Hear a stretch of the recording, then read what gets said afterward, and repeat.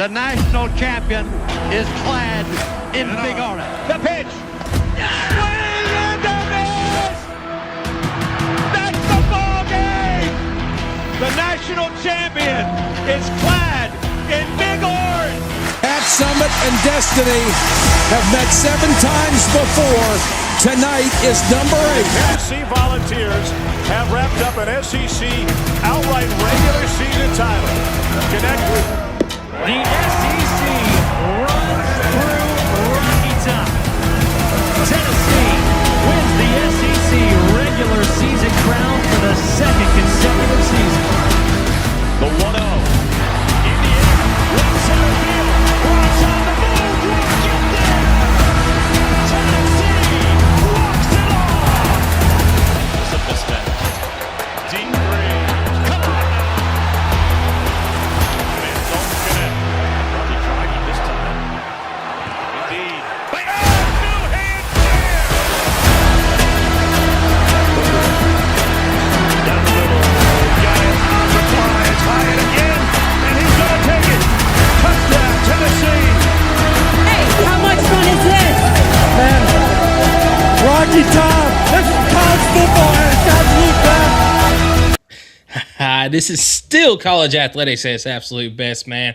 Welcome into another episode of the Fanatics Show. I am Michael with my co-host Skylar. Skylar, man, how we doing tonight on this Tuesday evening? A little heartbroken, not gonna lie, but we are here.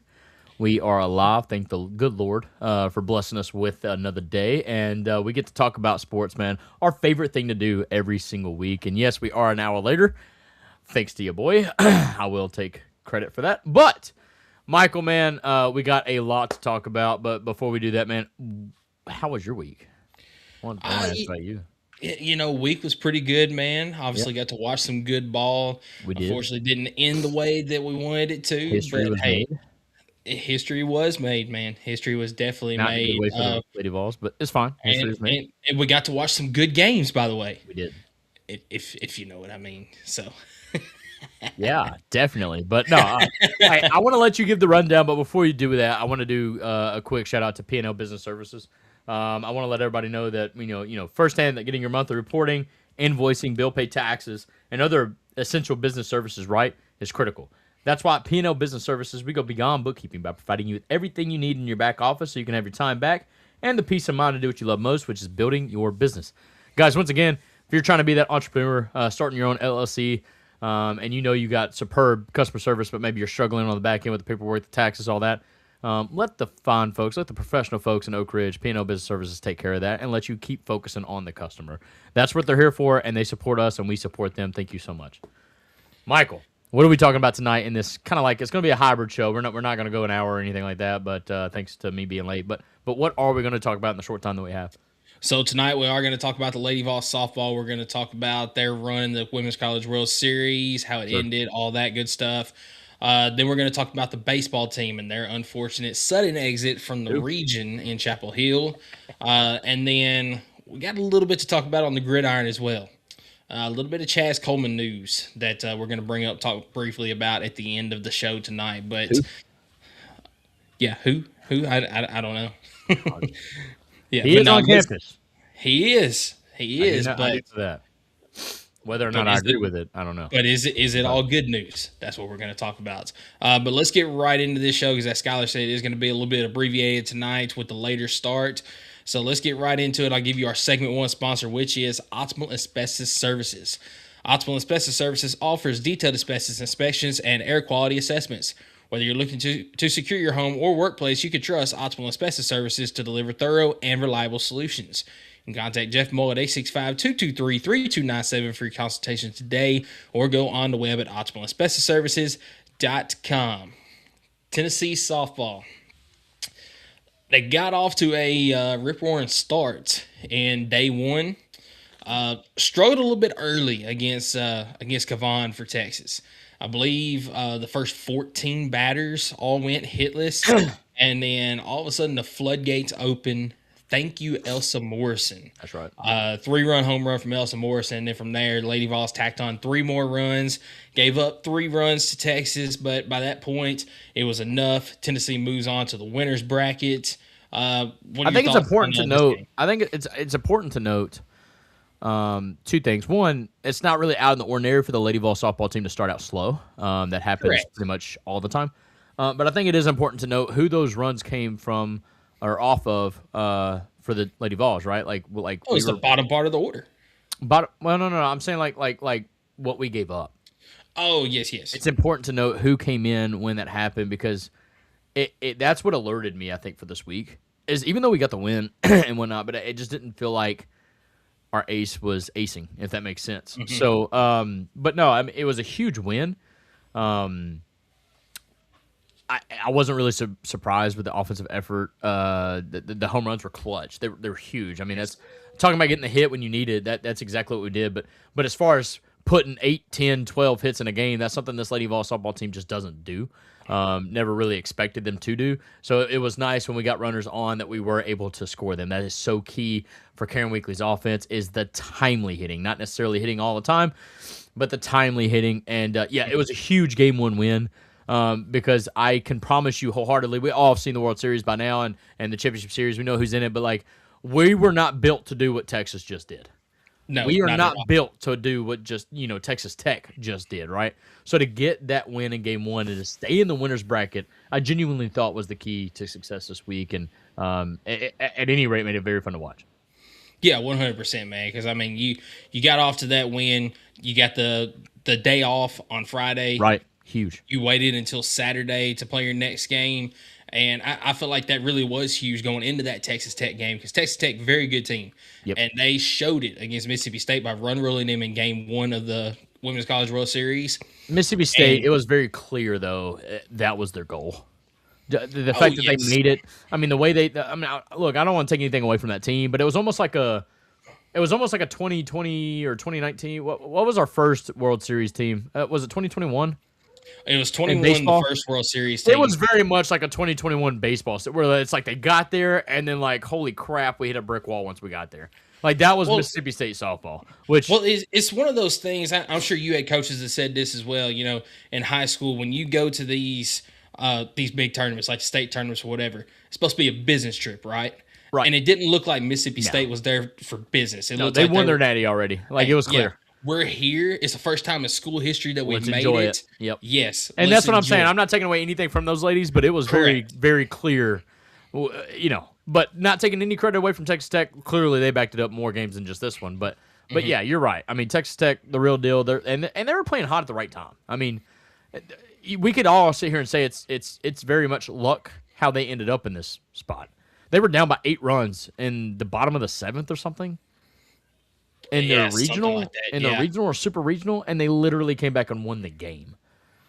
Unheard of, and they put themselves against the wall like that. I think in the regional, the super regional, and then of course in the World Series. But I tell you what, the game against them, the fact that we had to play Texas and then turn around and play Texas Tech, and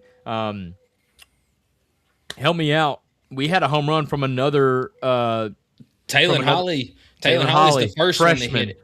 Just an absolute never would have thought it'd happen type chick that hits a home run in the World Series, puts us in the lead, I believe.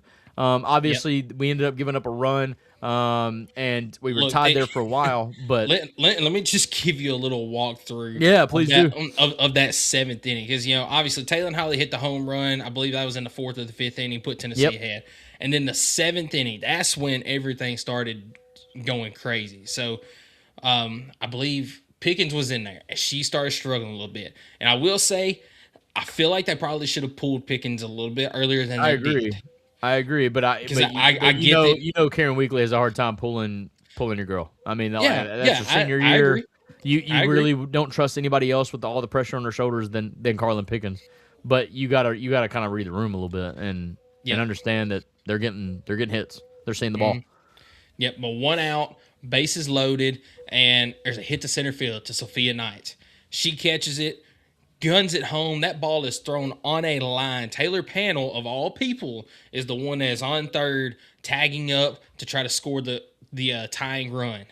And the throw was there on time. She was out, but unfortunately, Elsa Morrison missed a tag as shown by replay. It should have been a half a step back, man. Yes. It should have been a half a step back. Yes, because she had it. The swipe was there. And that's something that we I got to shout out to cut you off a little bit, but Sophia Knight and Twice also in the game. I believe it was Alana Gabby Leach. Was it? Was it Alana? No, you're right. Gabby Yeah, Leach Gabby made Leach. a good throw. And what was Alana crazy made the about diving one. Gabby Leach's throw is she actually just subbed in. She had just subbed in the game for a batting situation, right? We wanted more bats. And so the fact that she had subbed. I take that back. It was Alana because Was it? Alana and Taylor swap out there in left field. Yeah, I so thought it was Alana was 10. I'm so sorry. So Gabby, I'm confused. Leach sister. Yes. Moving it forward. Leach sister in left field. Guns, and even she gets a throw out from left field. The outfield play from these ladies, superb. Absolute gold glove award-winning outfield play. Even like you said, the play that ended up not getting the out, that is still like a perfect throw. The amount of times that we had to throw to home plate and the amount of times that we actually had to throw there. On the money. Dude, could not be more proud. And I almost want to say there was one play at home, and maybe it was against Texas. I'm getting a little bit ahead of myself, but there was a play at home plate, and it was just like hosed by like a mile. It was amazing. Yeah, that was. I think it was against Texas because the Yes. coach was trying to bullcraplishly excuse or whatever, say that like we were impeding, and I'm like, dude, buddy, she was hosed, and she like seen that she was hosed. Like there was nothing she could have done. But anyway, like the outfield play was just absolutely superb. Could not be more proud of the ladies. Yeah, and then of course that gets overturned. There's 2 outs at that point. That's right. You want the bases loaded again, and then that's when Alana Leach makes the fantastic diving play. Amazing. In the outfield to save a run, and then it goes into extra innings. A couple innings later, Emma Clark walk off solo bomb to center field. Both runs in that game, solo shots. Yeah. Like I said, we don't get a lot of hits, but we get timely hits, and that's what was carrying this team is obviously the defense, the pitching, and the timely hits.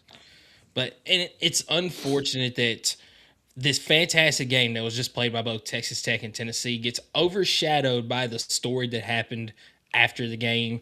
So obviously teams shake hands most of the time. Florida didn't against Texas Tech back earlier, but that's a totally different story. But now, whose fault is that now? Because Very we all thought it much was so. Florida. Yes. Yeah. We all thought it was Florida being salty losers. But I think we have a attitude adjustment problem with Texas Tech now. I don't know. I think it's just Texas Tech, the way that they fuel themselves is they have to find some sort of drama, even if it's self-created and it's a complete lie. And I'm not going to say this one was a complete lie. So for those that don't know, which most people do know now, Taylor Panel going through the handshake line after the game, apparently something was said. And in the post-game press conference, she was asked about her interaction with Karen Weekly, and Karen said, you made a mistake. In the handshake line. Like Yes, in the handshake line. Not after, but in the handshake line. When she specifically said you're supposed to say good game. Yep. So Karen Weekly was asked about it in her press conference, which was after Texas Tech, and she said, I never said that. I said good game just like I tell everybody else. So at this point, it's a, well, she said type of deal. Who But it's actually not. said it? But it's not. It's 2026. No. We have a camera angle of absolutely everything that happens on the field. And what about ESPN and Holly Rowe literally deep diving this the Well, Holly next Rowe day said, like, live on the immediately. air? Yeah, Holly Rowe came out pretty quick and was like, that never happened. Well, and everybody that was around the Tennessee program, Brian Rice, the play-by-play guy, he said, I remember him. I have tweeted, known yep, Karen Weekly for since my years. adult life. Like, he's like my entire adult life. I remember that tweet. Yes, and Yeah. he said, she did not say this. Yeah. And I quote tweeted and I said, if Brian Rice said it, I believe Brian Rice. I believe Karen Weekly. And it come out the next day that Karen Weekly said, good game to Taylor Panel. Now, after the handshake line was over, Karen Weekly is still far behind Taylor Panel at this point. Taylor more Panel juice to this, by the turns way. around. There's more juice. Yep. Yeah, she turns around as if she heard something and then says something to somebody. We don't know who she was talking to. We don't know She don't even know who who she was said talking to. anything. It might not have even Sore been a loser. Tennessee player or coach. It could have been Right. somebody from the stands. That's right. But she heard something said, and she just, in her press conference, said, oh, it was Karen Weekly. I mean, just a whole lot of drama that didn't need to be there. Of course, so much Twitter drama. I'm not even going to get into involving her. No, dad. there's one that's very important. Is her dad retweets her daughter saying that Karen Weekly said that I made a mistake, and he retweets and said the only mistake she made was playing for you, and was referring Karen Weekly. And holy crap, how quickly that got deleted after it became evident, and it was literally, factual that Karen Weekly never said anything. You can't even see. I couldn't even see that she even said "good game" to Taylor Pennell. Yeah. Like, it just looked like they were just going through and high-fiving. Absolutely not a hesitation in the step, nothing. There was absolutely no way she could have said that. And how quickly he deletes his tweet, it's just a terrible look for everybody involved in that. And I don't understand why she felt the need to say that. Like, it makes no... Because she thought she was being the more mature, like, I don't even know why you would say that. Like, usually you just say good game and go celebrate with your team. But it's funny how they still think about me. And no, get off your high horse. I hate that they've won and now they're in the championship series because, like, honestly, that is such an ick move by her. Like, I don't even, it pains me to see a human being that dirty, low down, whatever, getting rewarded like she is with the money. And then, because I genuinely did not have a problem with Taylor Pennell. In fact, you literally heard me on this show. You literally heard me on this show applaud and encourage her for going to get that money because, like, my God, if they're willing to pay a softball player what they're paying you, you'd be dumb to not take it, exactly. Right? And that's why I appreciate Carlin Pickens so much because she could have. She could have, and she didn't. And that's what makes her different. But that whole situation has me like I could care less about Taylor Pennell now. I really couldn't. Absolutely. And now I almost feel like I'm rooting for Texas just to take, just to put her down. And I shouldn't feel that way. But at the end of the day, when you try to throw Karen Weekly under the bus like that, it's honestly a defamation move. And I wouldn't be surprised. I know she probably won't, but you're trying to recruit for the next year, and you're getting bashed like this live in front of millions of people on ESPN Live. That's a problem. So got to clean it up. But it is what it is. They got the win, we got the win, but obviously they got the payback. Not against us, but they took it out on Alabama. So good for them. Yeah, but then. Moving on to the Texas game, it was just it's just a bad day for the Lady Vols. It was just a bad day, genuinely. And we saw it. What was it?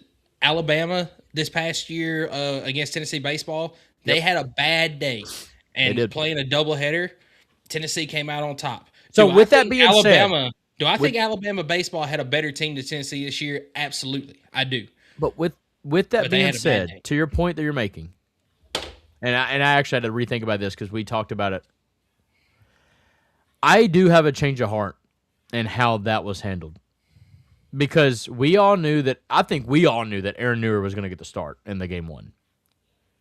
Yeah. However, is that not a sign that you're already playing for game two? Why would you give Texas even hope, right? Like, do you not just play your best? Tennessee should have acted like that was their elimination game in game one.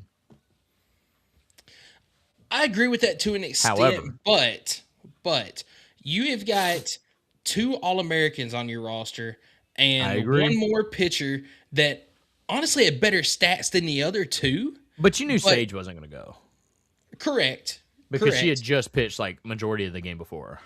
And if you've got 3 pitchers on your staff that are all as good as the 3 of them were, and Carlin statistically was the worst of the 3. That's what I'm saying.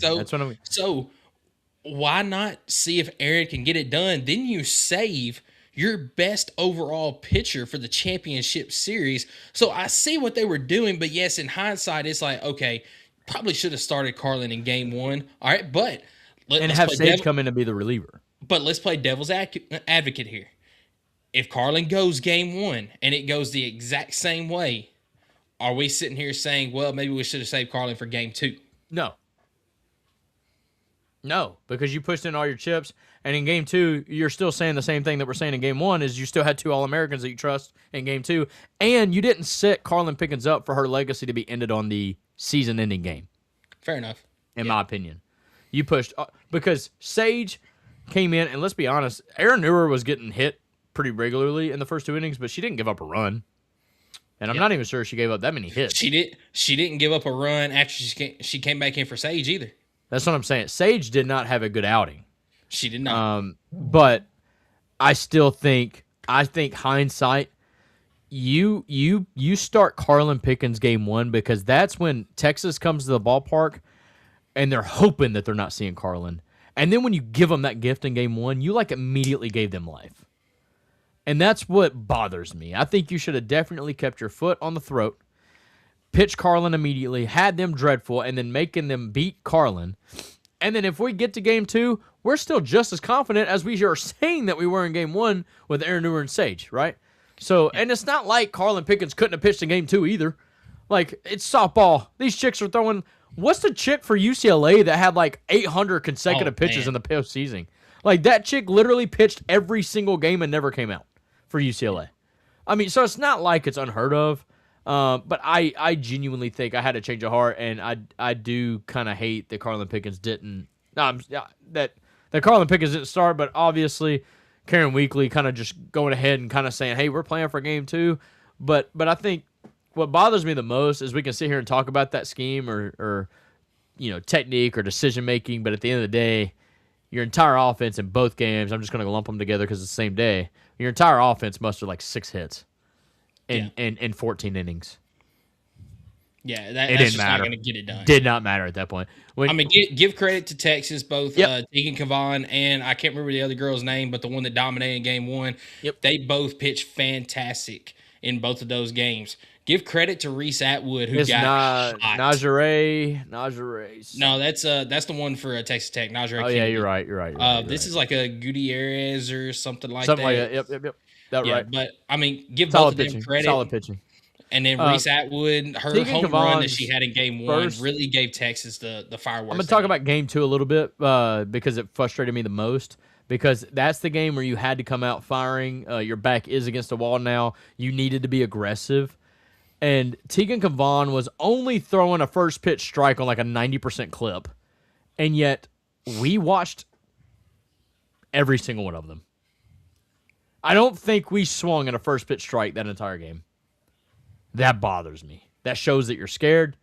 That shows that you're not ready. You're not looking for the pitch when you get in the box. Like, there's so many signs that shows me when you're going up there and watching a pitcher that is throwing 90% strikes overall. I mean, dude, there was a graphic at one point where they showed that she had thrown like 60 strikes and like 12 or 15 balls. Like, it was stupid. She is filling up the zone, and we're not being aggressive. Bothered me. And how in the world did our hitting coach not make that correction during the game? Blows my mind. So, but look, at the end of the day, we knew the weakness of this team was the offense. Mm-hmm. And it's just so unfortunate that the entire postseason, I'm going to call them out. I understand we had some timely hits by some players, but like, let's be honest, those timely hits, for the most part, weren't even players we expected. Sophia Knight carried us through the freaking Super Regional, and she has never... I mean, she's been hot and she gets on base, don't get me wrong. And then the bottom of the lineup scored the majority of the runs for Tennessee in the That's what I'm saying. The Leach sisters went quiet. Ella Dodge went quiet. Like, all your, like, sure bats that, I mean, what few sure bats you had, but the sure bats you thought you had just completely went quiet in the World Series.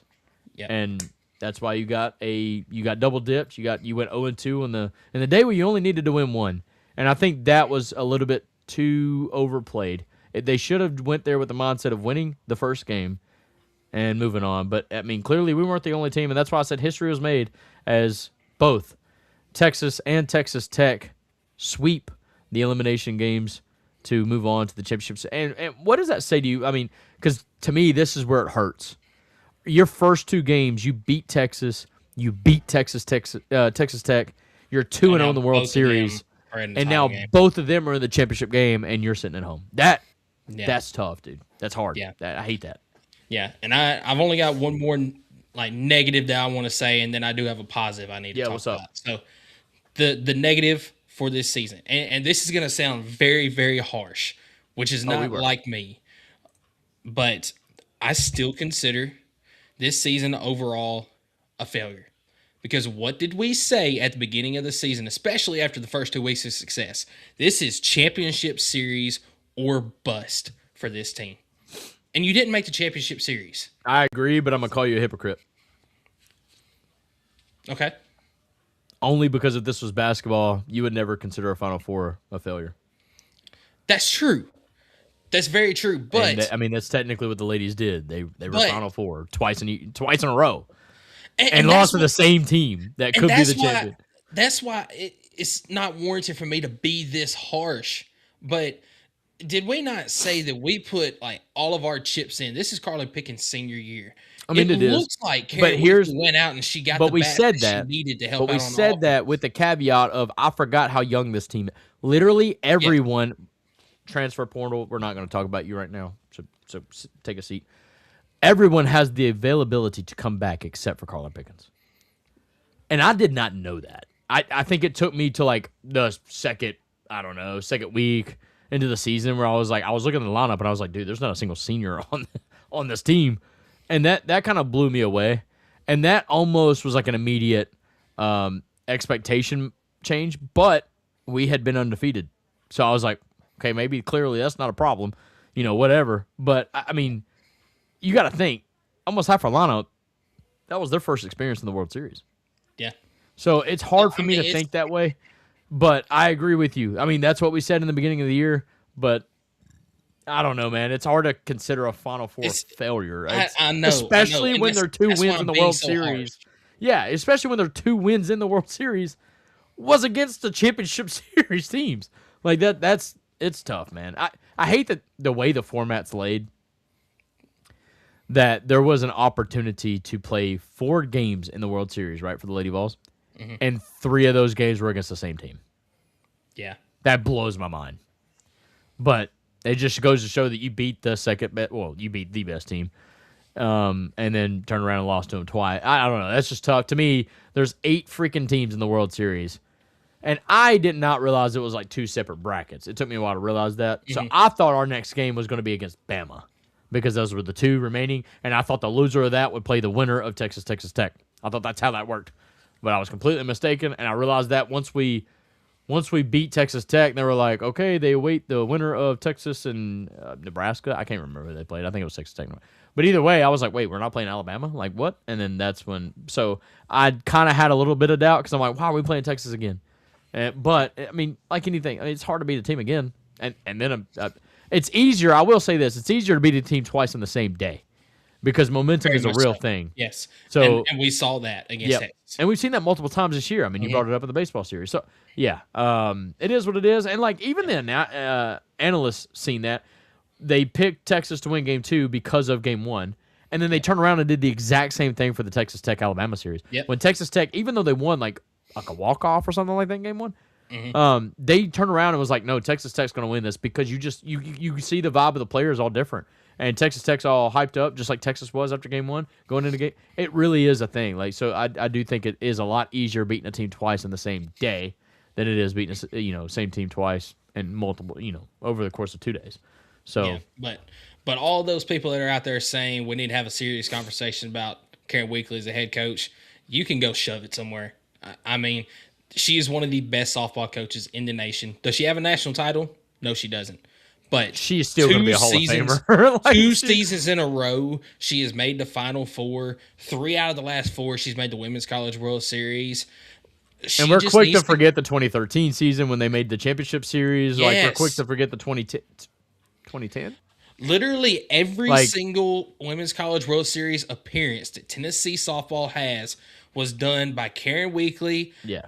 And when her husband Ralph was there as well. I was going to say, people forget how long Karen Weekly's been here because nobody cared to watch softball. And I'll throw myself in there, but also I'll throw because of my age. Like, I wasn't watching softball at the age of 13. Like, what was this season? The 21st consecutive year that Tennessee's hosted a regional?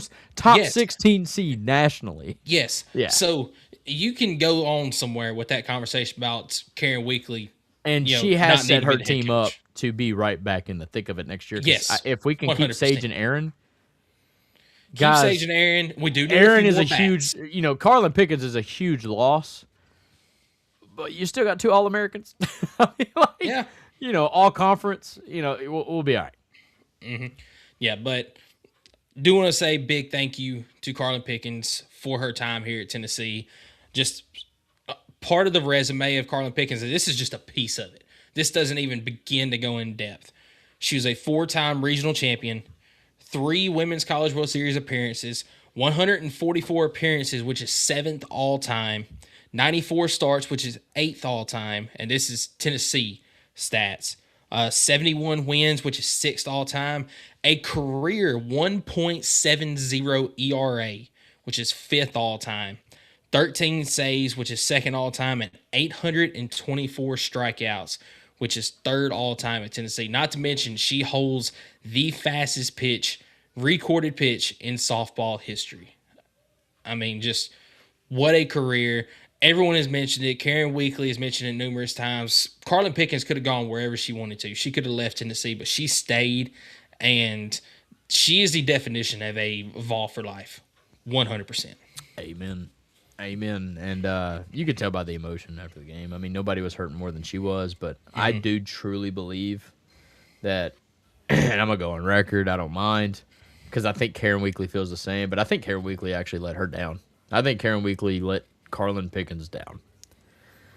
You had the best pitcher in the nation, and you could never give her a decent, average SEC offense to back her up. And I wouldn't say that, especially for this season, that was for lack of trying. No. It's just the way that it worked out. It's just the way that it worked out. And then even when you had I would say this year was maybe an average offense, but even that may be a stretch, dude. This offense, it was a struggle to score 5 or 6 runs at times. I mean, literally.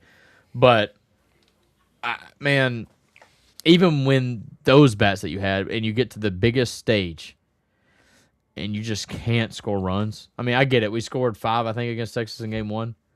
But then what? You scored 2 against Texas Tech. I think you scored 2 in the first game against Texas, and then 0. And then, I mean, come on, man. Got to lock in.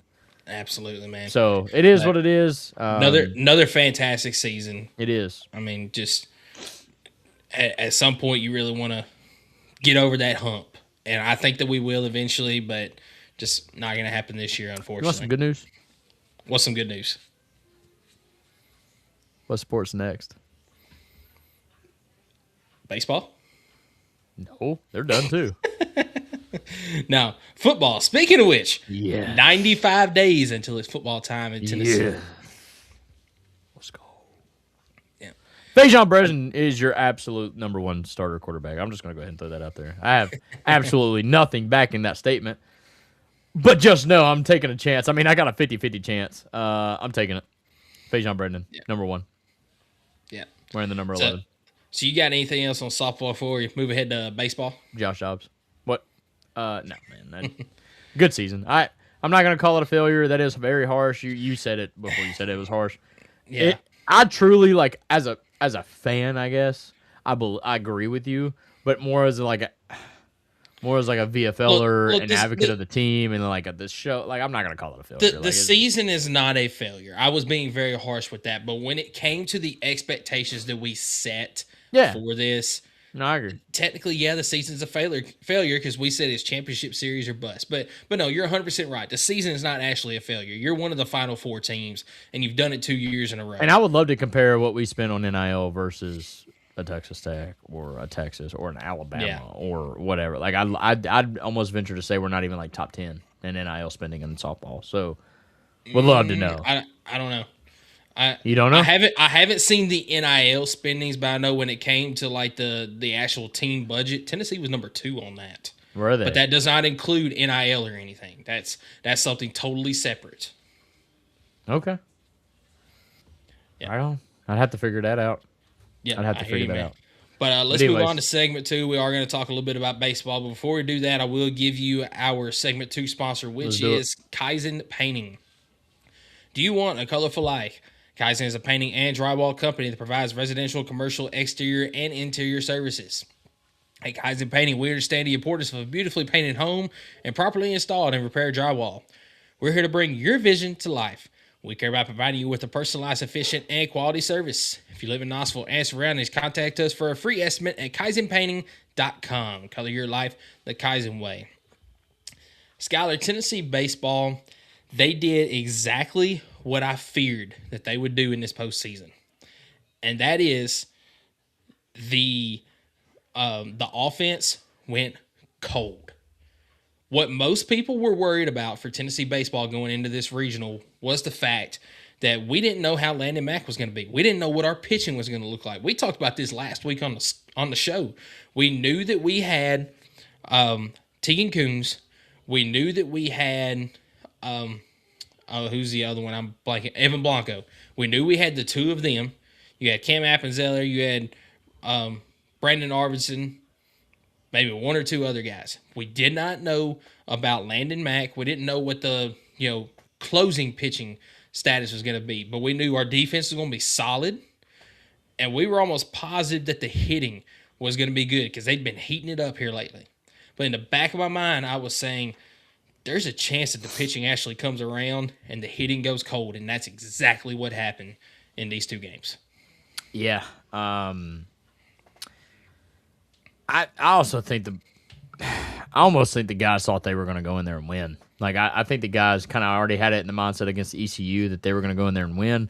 And then when they got punched in the mouth over and over again, inning by inning, and they tried to battle, they tried to fight. Obviously, that game was a tough fought game, but they just couldn't get it done. I mean, we had a little bit of glimpse of just absolute clutchness when we had to have it. That ECU game was stupid. Yep. And I was like, okay, we're winning. Like, there's no way. Like, the momentum's insane. And then we get punched in the mouth again. And then I knew, like, in the extras, when we gave up that home run, I can't remember if it was a 1 or 2 run shot. But I knew at that point, I'm like, okay, the Magic, there's no way we're coming back from that. And It just blew my mind that we allowed us to be in that position to begin with. To be in the 9th inning and having to score a run, to go into extras with ECU. Like, ECU is a good team, no doubt about it. You were absolutely a better team. And it bothered me that I think the boys just weren't focused. And that is a rookie coaching mistake that he will learn from. I still think that the coach talk is stupid. Like, that's our guy. I'm not Oh, don't Josh. worry. We'll talk about this once we're done recapping these Josh two games. Elander's our guy. And I cannot wait to see who he's guys. Y'all are quick to forget Josh Elander's like our best recruiter. So I'm literally cannot wait to see who he brings in. And just please keep in mind that the people are hitting the portal right now because the portal window's already opened. More than likely, Josh Elander has told them to hit the portal. So I really cannot wait to see who fills the spots.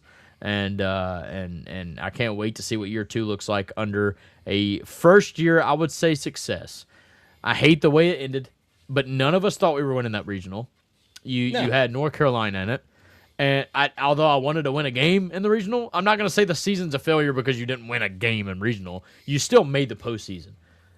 There's some teams out there that didn't. And so we didn't even really have expectations for this season because we're like, all right, it should still be a good season. Josh Elander has been here, but he's also behind the 8 ball because of the timeline of when he got the head coaching job and that type of deal. And I really feel like that the first part of the season, we were down on the season a little bit, but then they got on a run. Yep. So I'm with you. I do feel like this season was a success, even though they didn't make it as far as they did. And, let's talk about the coach speak on this one, because there's people saying, I bring Vitello back at this point. Bring him back. We need to get rid of Elander. Let me just say this, and it might be a hot take that people are not going to like. Tony Vitello would have done... He's not coming back to Vols. Ever. Well, he's not, but hang with me just a minute. Yep, you got it. Tony Vitello would have done the exact same thing that Josh Elander did this year with this team and this coaching staff. He would not have made it any further than this. And I say with this coaching staff because I want to give you complete and total credit for something you said on the podcast right when we reported about Tony Vitello leaving. Yeah, I knew he was going with him. Tony Vitello by himself was not a big deal. But when Frank Anderson left, that is what hurt us. Because I was just about to say, I do think pitching would have been a lot less of a discussion. Yes, and that's why I said with this current coaching staff, Vitello would not have had any more success than Elander did. But with Frank Anderson, this team might have been destined for the World Series again. Yeah. Frank Anderson would have figured it out sooner. That's for dag, I'm sure. Yes. Between the bullpen and starting pitching. And you could tell that we were uncertain with all the shuffling we were doing back half of the season. So, I don't think there was a consecutive weekend where we had the same rotation to like the last month of baseball. So, yeah. But overall, and then you had a guy like Braden Krenzel that we were super high on coming into this season, and he just did not come around. That's what is bothers that me. On Krenzel or is that on the no? coaching, It's not the on pitching Krenzel, staff? and I do think this may need to be a new coaching because we seen multiple people I feel like actually decline. Brandon Arvidsson, I understand he was battling injury, but he clearly wasn't pitching the same. You had Braden Krenzel. You had there was another kid that I felt like I was like, okay, this kid in year 2, like he's definitely gonna be better, and he just wasn't. Nick Abraham? It was either Nick Abraham. That's not ringing a bell. There was another kid, short last name. Not Lloyd because Lloyd transferred out. It wasn't Will Haas. Day. Was it? Day. Oh, Day. Oh, yes, I know who you're talking about. I can't remember his first. I feel like he was in his second year. Was he not? I think so. And I felt like he would have been more of a relief pitcher / closer, and he just was not. He had flashes. I want to say he may be a first year player though, but I don't know. But there's been other players I just felt like should have been better, either in year 2 or at least as the season progressed, and we just didn't get that. And that's why I do kind of question the coaching. But it's year 1, man. I don't know if we need to make a ton of changes in year 1. So I think that kind of plants uncertainty into the program, and we don't want that. I mean, one thing Tennessee baseball has been for the last 8 years is consistent with the coaching staff, with the players, and stuff like that. So I don't want to really change that. So no, it's been a tough season, but they fought hard, and I do believe that they believe in our coach, and that's all that matters to me. Oh, 100%. And there's already been a couple guys announced that they are going to be coming back next season. There's been several guys that have announced that they are going to be entering the transfer portal for next season. I know names like Landon Mack, Cam Appenzeller, and Trent Greenlinger are coming back next season. Names like Ariel Antigua, Jay Abernathy, Will Haas, Braden Krenzel are all moving on. And there's several more that all those names that you just said moving on, I literally have zero problem with. I'm sorry. Actually, I think Will Haas is staying. Will Haas is. But Jay Abernathy, Ariel Antigua, yep. Kids that honestly could never consistently get on base. Mm-hmm. I am totally fine with that. Yeah, I mean, Ariel Antigua, arguably one of the best defenders I've ever seen. Said that multiple times. But at the end of the day, if you can't hit the ball, yeah, buddy, you're not a pitcher. You can't just be designated hit for. Like, exactly. Yeah, it is what it is. Yeah, but unfortunate end of the season for Tennessee, but there is a lot to build on for this team going in the next season. So, do you have anything else on Tennessee baseball before we move ahead to our final segment? No, let's wrap it up. It's late. Let's get it. Absolutely, man. So, here is a video from our segment 3 sponsor. Let's go.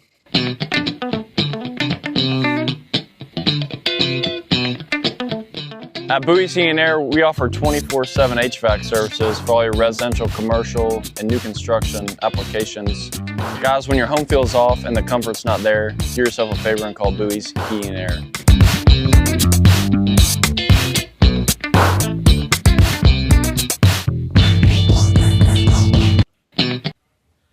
Yeah, so that is Buoys Heating and Air, our segment 3 sponsor. Good little tune there. It is. I saw you dancing in the background. Yeah, bro. It just had to be, bro. I just like, no, whatever. All right, so I don't really have a whole lot on this, but we do need to talk about it because this is news. So, yeah, Chaz Coleman, obviously, it's been the story of the offseason. He's not even been on campus. Wasn't there for spring practice. This is a story that shouldn't be the story, bro. Like, this is so garbage.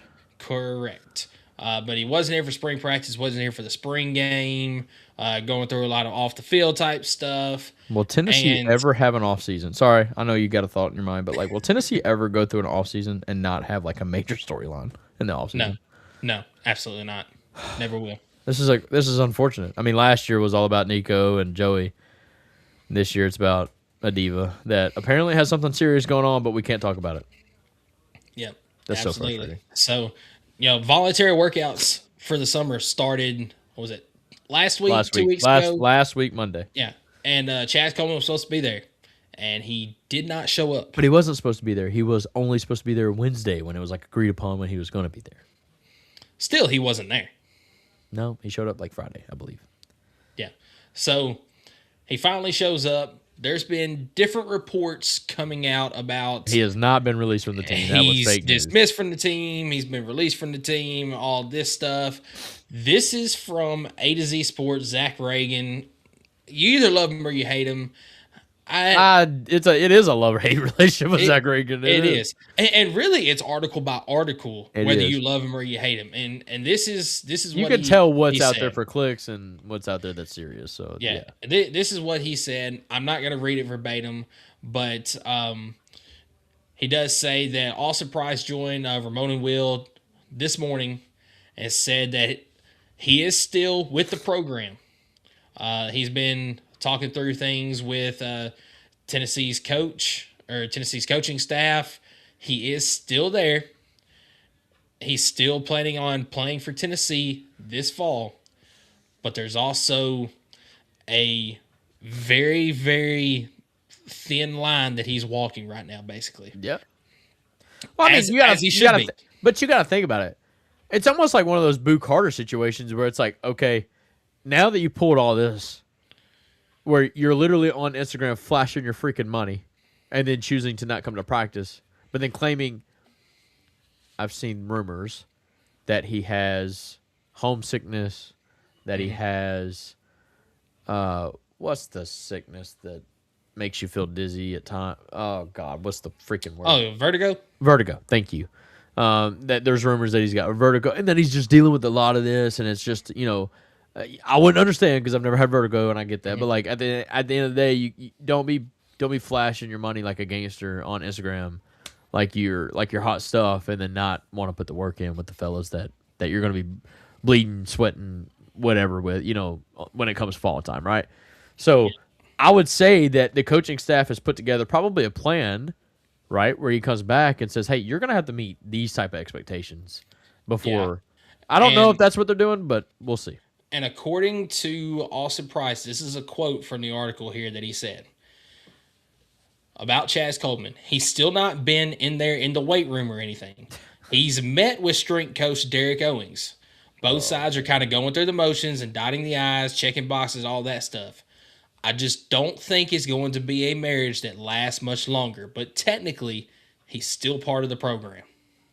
Okay, so he's not playing. If So Austin that doesn't Price said doesn't then- sound very Yeah, very if Austin reassuring. Price said that, then he's gone. But it's funny because he's only screwing himself. It's not like he can transfer and play somewhere else this year.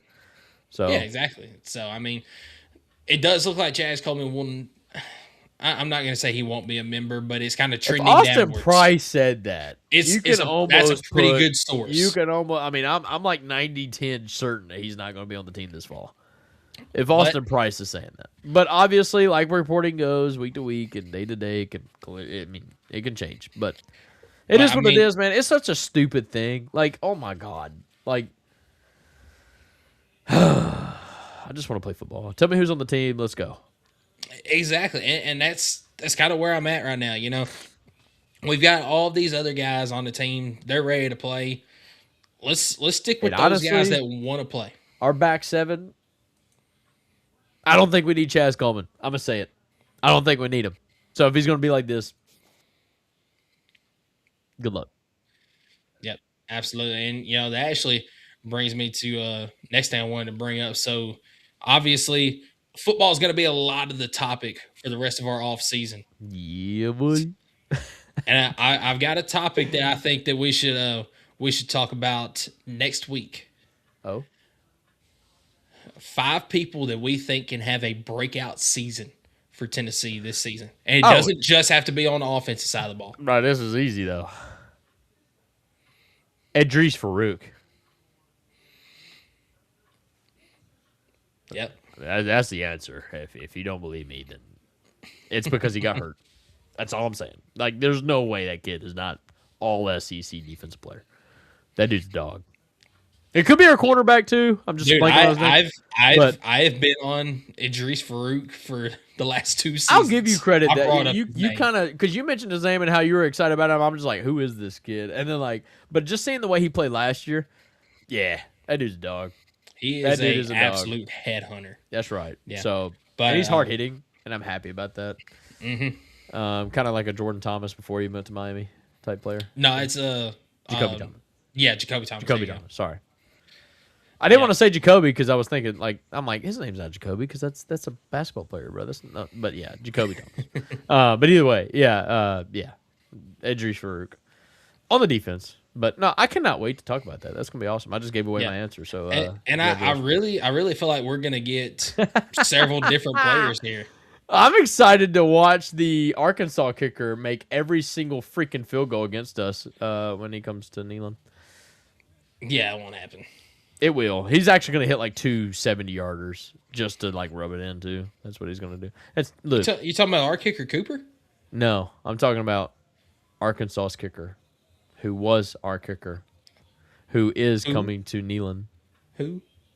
You say that, but BVS is real, and I swear to God, that kid's going to come in here and look scared to death and like hit 2 70-yarders against us to win the game. And I can already see it, dude. I can already see it.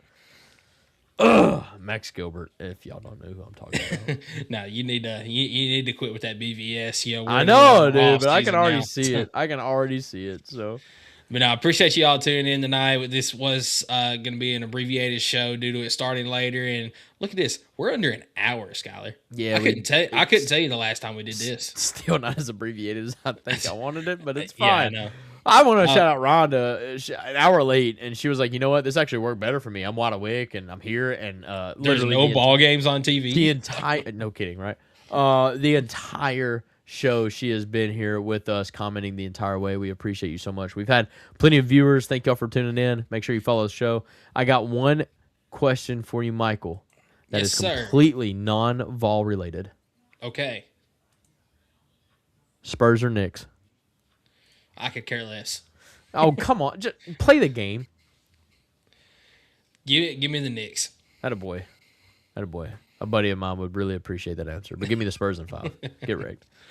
Yeah. But I do want to give one shout out before we get off here tonight. I want to give a shout out to Facebook.